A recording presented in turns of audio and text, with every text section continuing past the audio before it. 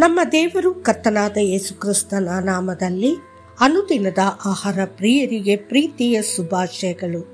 2024 August ತಿಂಗಳ 18ನೇ ತಾರೀಕಿನ ಸೋಮವಾರದ ದೇವರ ವಾಕ್ಯವು, ಆದಾಮನು ಮತ್ತು ಹವ್ವಳ ಕಣ್ಣುಗಳು ತೆರೆಯಲ್ಪಟ್ಟವು.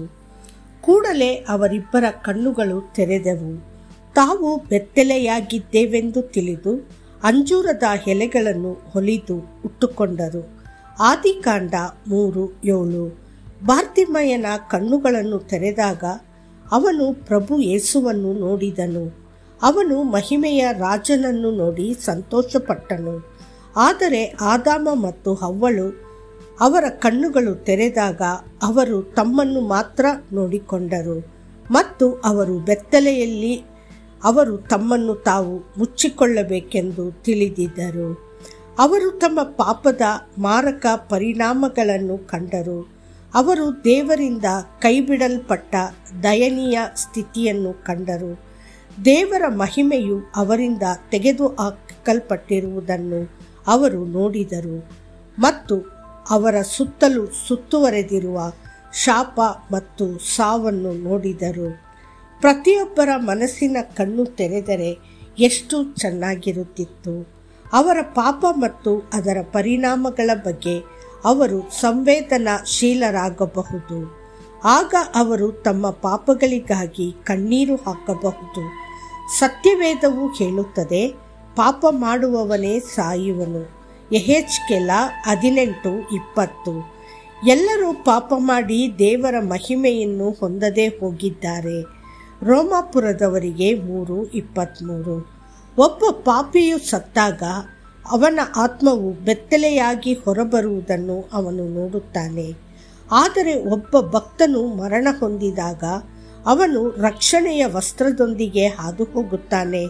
ಸದಾಚಾರದ ನಿಲುವಂಗಿ ಮತ್ತು ಹೊಗಳಿಕೆಯ ಉಡುಪನ್ನು ದೇವರು ಅವನಿಗೆ ದಯೆಯಿಂದ ಕೊಟ್ಟಿದ್ದಾನೆ.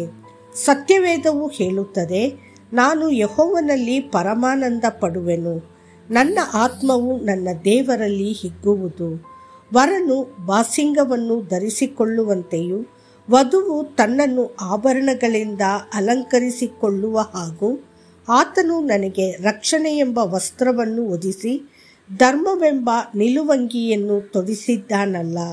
ಯೆಶಾಯ 61:10.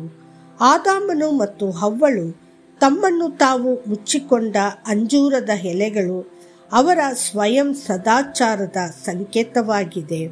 ಒಬ್ಬ ಮನುಷ್ಯನು ತನ್ನ ಸ್ವಾಭಿಮಾನವನ್ನು ತೊಡೆದು ಹಾಕಿದಾಗ ಕರ್ತನು ಅವನಿಗೆ ಸ್ವರ್ಗೀಯ ವಸ್ತ್ರಗಳನ್ನು ಧರಿಸುತ್ತಾನೆ. ಆದುದರಿಂದಲೇ ಬಾರ್ತಿಮಯನು ತನ್ನ ಮೇಲಂಗಿಯನ್ನು ಎಸೆದು ಯೆಹೋವನ ಬಳಿಗೆ ಬಂದನು. ತನಗೆ ದೇವರು ಕೊಟ್ಟ ಸ್ವರ್ಗದ ವಸ್ತ್ರಗಳೇ ಬೇಕು, ತನ್ನ ಲೌಕಿಕ ತಂದೆ ಕೊಡುವ ವಸ್ತ್ರಗಳಲ್ಲ ಎಂದು ಮನದಲ್ಲಿ ಅಂದುಕೊಂಡ. ಮತ್ತು ಅವನು ಆದಾಮನ ಮೂಲಕ ತಲೆಮಾರುಗಳ ಮೂಲಕ ಹಸ್ತಾಂತರಿಸಲ್ಪಟ್ಟ ಸ್ವಯಂ ಸದಾಚಾರದ ಸಾಂಪ್ರದಾಯಿಕ ಉಡುಪುಗಳ ಅಗತ್ಯವಿದೆ. ನಾವು ಉತ್ತಮವಾದ ನಾರುಬಟ್ಟೆಯಲ್ಲಿ ಶುದ್ಧ ಮತ್ತು ಪ್ರಕಾಶಮಾನವಾಗಿ ಜೋಡಿಸಲ್ಪಡಬೇಕು, ಏಕೆಂದರೆ ಉತ್ತಮವಾದ ನಾರುಬಟ್ಟೆಯು ಸಂತರ ನೀತಿಯ ಕಾರ್ಯಗಳು. ಪ್ರಕಟಣೆ 19:8. ನಮಗೆ ಬಂಗಾರದಿಂದ ನೇಯ್ದ ಬಟ್ಟೆ ಬೇಕು. ಕೀರ್ತನೆಗಳು 45:13. ನಮಗೆ ಅನೇಕ ಬಣ್ಣಗಳ ನಿಲುವಂಗಿಗಳು ಬೇಕು. ಕೀರ್ತನೆ 45:14. ನಿಮ್ಮ ಹೃದಯದಲ್ಲಿ ನೀವು ಅಂತಹ ಹಂಬಲವನ್ನು ಹೊಂದಿರುವಾಗ ಕರ್ತನು ಖಂಡಿತವಾಗಿಯೂ ನಿಮಗೆ ಅವುಗಳನ್ನು ನೀಡುತ್ತಾನೆ. ಆದಾಮ ಮತ್ತು ಹವ್ವಳ ಕಣ್ಣುಗಳು ತೆರೆದಾಗ ಕರ್ತನು ಅವರಿಗೆ ಬಟ್ಟೆಯ ಅಗತ್ಯವಿದ್ದುದರಿಂದ ತಾತ್ಕಾಲಿಕವಾಗಿ ಪ್ರಾಣಿಗಳ ಚರ್ಮದಿಂದ ಮಾಡಿದ ಉಡುಪನ್ನು ಧರಿಸಿದನು. ಆ ವಸ್ತ್ರ ರಕ್ಷಣೆಯ ವಸ್ತ್ರದ ಮುನ್ನುಡಿಯಾಗಿತ್ತು. ಆದರೆ ನಾವು ಸ್ವರ್ಗಕ್ಕೆ ಹೋದಾಗ ನಾವು ಚರ್ಮವನ್ನು ಧರಿಸುವುದಿಲ್ಲ, ನಾವು ಮಹಿಮೆಯ ವಸ್ತ್ರಗಳನ್ನು ಧರಿಸುತ್ತೇವೆ. ಕರ್ತನು ಸ್ವತಃ ಧರಿಸಿರುವ ಅದೇ ವಸ್ತ್ರಗಳನ್ನು ನಾವು ಧರಿಸುತ್ತೇವೆ. ದೇವರ ಮಕ್ಕಳೇ, ಮಹಿಮೆ ಮತ್ತು ಮಹಿಮೆಯನ್ನು ಧರಿಸಿಕೊಳ್ಳಿರಿ.